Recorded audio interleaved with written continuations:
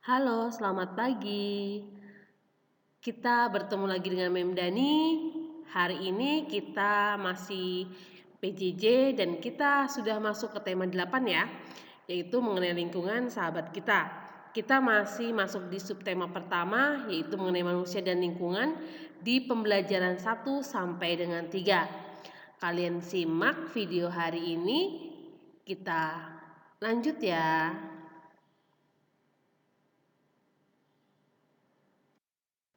Kita masuk ke bahasa Indonesia. Mengidentifikasi peristiwa dalam teks non-fiksi. Teks non-fiksi adalah teks yang dibuat berdasarkan fakta, realita, atau hal-hal yang terjadi dalam kehidupan sehari-hari. Contoh teks non-fiksi seperti biografi, karya ilmiah, laporan berita, tulisan sejarah, dan lain-lain. Peristiwa dalam teks non-fiksi adalah peristiwa yang benar-benar terjadi atau bukan khayalan. Contoh peristiwa non-fiksi berupa pengalaman baik pribadi maupun orang lain, dan peristiwa seperti peristiwa lokal, regional, nasional, dan internasional.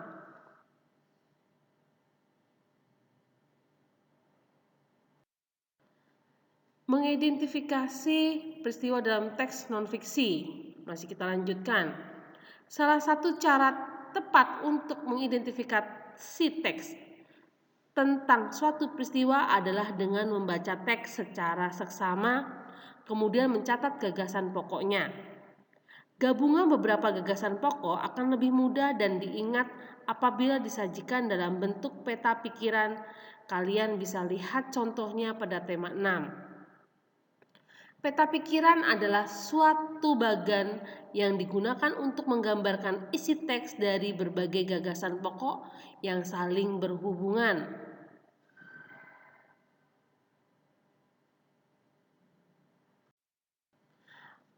Menggali informasi dari sumber bacaan. Untuk menggali informasi dalam sebuah sumber bacaan, harus membiasakan diri mencatat informasi penting dalam sebuah teks. Catatan tersebut bermanfaat untuk membantu mengingat informasi tersebut di waktu yang akan datang. Juga dapat membantu saat untuk mengemukakan gagasan saat berdiskusi dengan teman.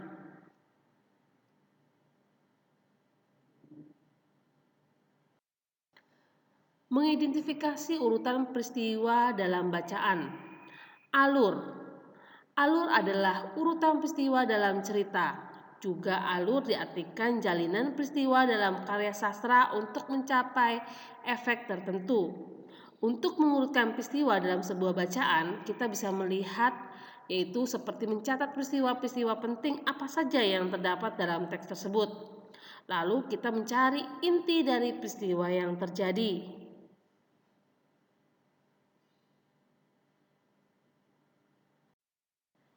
Mengidentifikasi peristiwa penting dalam teks. Untuk mengidentifikasi peristiwa penting dapat dilakukan dengan menjawab pertanyaan yang berkaitan dengan teks, yaitu 5W plus 1H.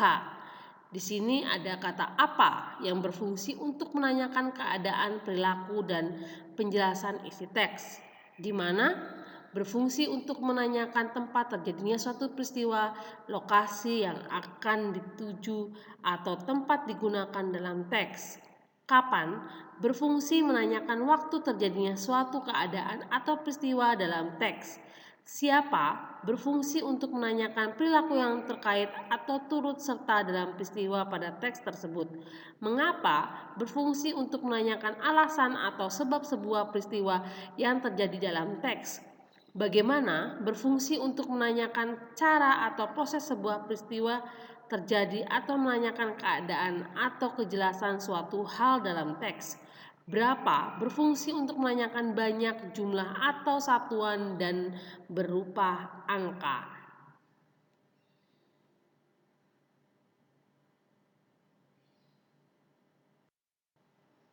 Kita masuk ke IPA, manfaat air dalam kehidupan. Air adalah sumber daya alam yang sangat dibutuhkan oleh manusia, semua makhluk hidup di muka bumi ini. Jika tidak ada air, maka kehidupan di bumi pun tidak ada. Air merupakan komponen utama tubuh manusia karena 73% tubuh manusia terdiri atas air. Di dalam tubuh manusia, air berperan penting untuk melarutkan dan membawa nutrisi, oksigen, dan hormon ke seluruh bagian tubuh yang membutuhkan.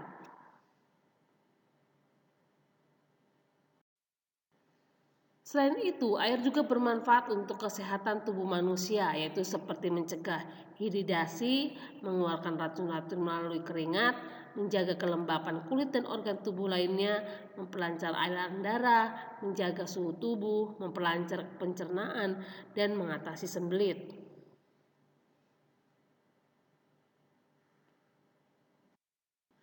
Dalam kehidupan sehari-hari, air digunakan oleh manusia untuk kepentingan rumah tangga seperti minum, masak, mandi, dan mencuci.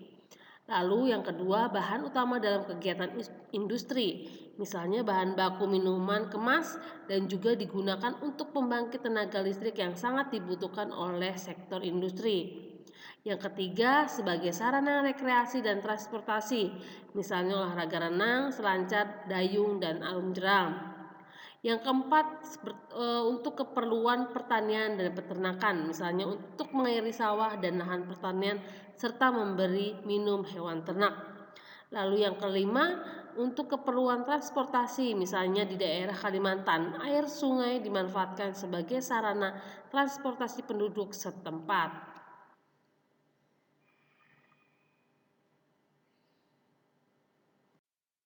Manfaat air bagi hewan. Yang pertama, minum. Hewan memerlukan air untuk metabolisme dalam tubuh hewan. Yang kedua, produksi susu bagi hewan yang menyusui seperti kambing dan sapi. Tempat hidup, misalnya berbagai jenis ikan, udang, lumba-lumba, dan ikan paus.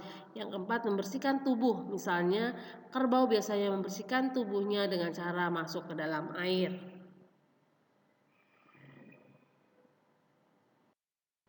Manfaat air bagi tumbuhan. Tumbuhan sangat memerlukan air untuk kelangsungan hidupnya. Kekurangan air akan menyebabkan tanaman menjadi kerdil atau layu karena perkembangan tidak normal. Bahkan lama-kelamaan mati. Dalam kehidupan sehari-hari, tanaman bermanfaat untuk air. Yang pertama, tempat hidup, misalnya eceng gondok, teratai, dan pandan. Air. Yang kedua, pelarut bagi zat hara yang diperlukan tumbuhan. Yang ketiga, alat transportasi untuk memindahkan zat hara. Yang keempat, bahan dasar proses fotosintesis.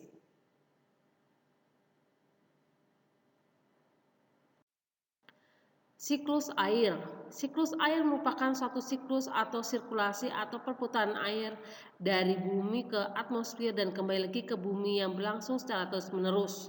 Siklus air disebut juga siklus hidrologi. Melalui siklus ini, ketersediaan air di daratan bumi tetap terjaga, mengingat teraturnya suhu lingkungan, cuaca hujan, dan keseimbangan ekosistem bumi dapat tercipta karena proses siklus air. Siklus air terjadi melalui proses evaporasi, transpirasi, kondensasi, dan presipitasi.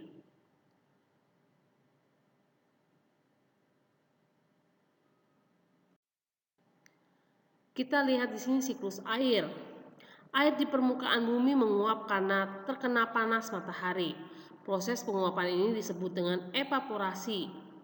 Lalu, penguapan dari tumbuhan akibat proses fotosintesis disebut transpirasi.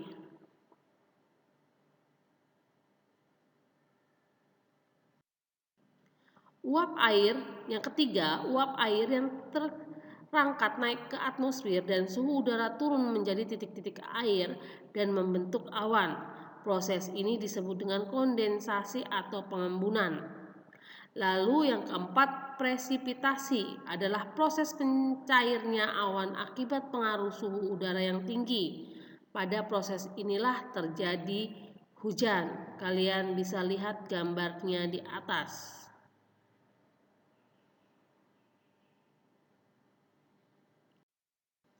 Apabila suhu udara di sekitar awan terlalu rendah sehingga berkisar kurang dari 0 derajat Celcius, Presipitasi memungkinkan terjadinya hujan salju.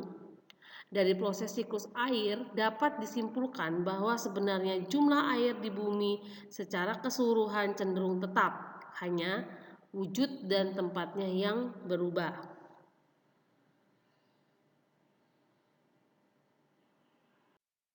Kita masuk ke SBDP, menyanyikan lagu air terjun dalam 2 tangga nada. Tangga nada dapat membuat lagu menjadi lebih indah saat dinyanyikan. Nada adalah bunyi yang beraturan dan memiliki frekuensi tunggal tertentu. Dalam teori musik, setiap nada memiliki tinggi nada atau talah atau bunyi tertentu menurut frekuensinya atau menurut jarak relatif tinggi nada tersebut terhadap tinggi nada patokan.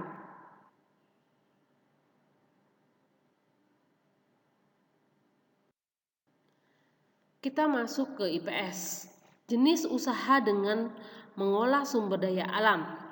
Jenis usaha di bidang reproduksi yang bergerak dalam pengolahan sumber daya alam, baik hewan maupun tumbuhan disebut usaha agraris. Jenis usaha yang memanfaatkan sumber daya alam antara lain seperti persawahan, perkebunan, perhutanan, peternakan, perikanan, dan pertambangan. Persawahan dan perkebunan adalah usaha pengelolaan suatu lahan dengan menanam tanaman budidaya.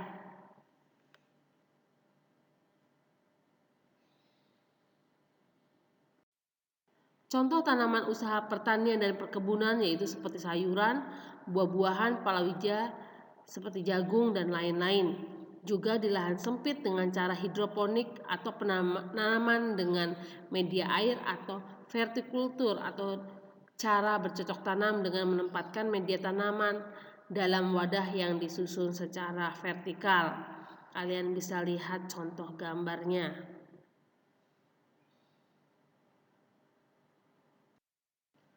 Perhutanan adalah usaha pengelolaan sumber daya hutan untuk memenuhi kebutuhan manusia, seperti kayu jati dan rotan yang dijadikan bahan bangunan rumah dan bahan pembuatan mebel.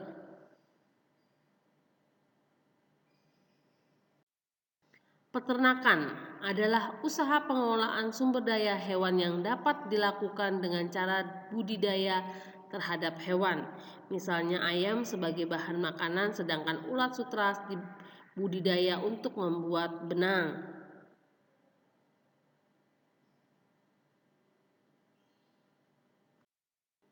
Perikanan merupakan usaha penangkapan maupun pembudidayaan hewan yang hidup di air. Misalnya di darat memelihara ikan lele, sedangkan di laut menangkap ikan tuna.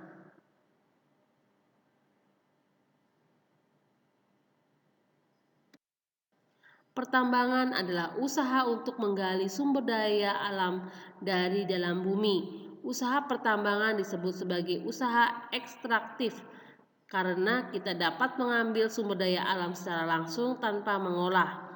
Contoh hasil pertambangan adalah emas, batu bara, dan aluminium.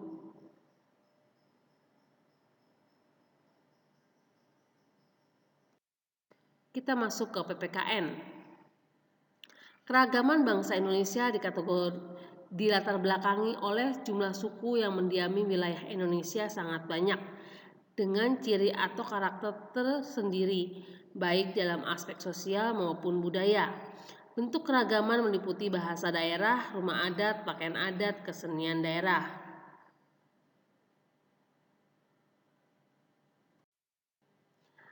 Di sini ada tabel bentuk keragaman sosial budaya di Indonesia. Kalian bisa lihat di sini ada provinsinya, rumah adat, pakaian adat, dan kesenian daerah. Kalian bisa membaca dan melihatnya.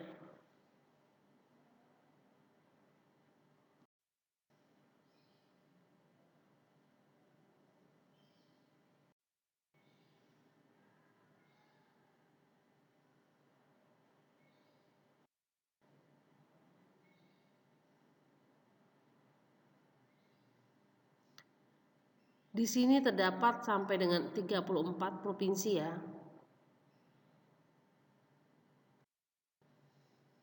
Sikap toleransi di tengah keanekaragaman. Indonesia terdiri dari berbagai seragam suku, budaya, ras maupun agama. Oleh karena itu, diperlukan suatu sikap toleransi agar kehidupan berbangsa dan bernegara dapat berjalan aman dan damai. Toleransi adalah suatu sikap saling menghormati dan menghargai antar kelompok atau antar individu dalam masyarakat dalam lingkup lainnya. Contoh sikap toleransi antara lain yaitu menghargai pendapat, pemikiran orang lain yang berbeda dengan kita, serta saling tolong-menolong untuk kemanusiaan tanpa memandang suku, ras, agama, atau kepercayaan.